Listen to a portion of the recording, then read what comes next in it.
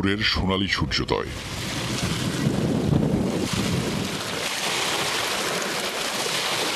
পানির বিশালতা আর প্রকৃতির সবুজ জানান দিচ্ছে ছবির মতো সুন্দর বাংলাদেশের কথা।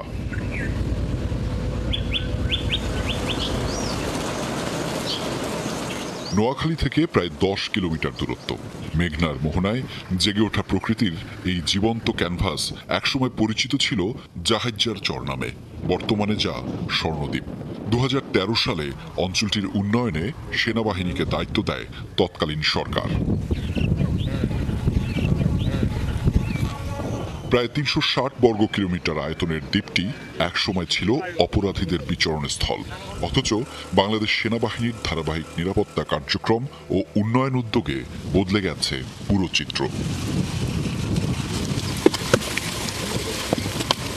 মিলিটারি ফার্ম স্বর্ণদ্বীপ সমন্বিত সবুজ প্রকল্প এর আওতায় এখানকার পলিদোআঁশ ও লবণাক্ত মাটিতেও ফলছে ফসল। এছাড়া ধান, রবি শস্য ও নানা ফসলও উৎপাদিত হচ্ছে।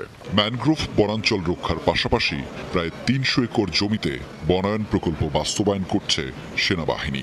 রোপণ করা হয়েছে হাজার হাজার নারিকেল, ঝাউ ও কেওড়া গাছ।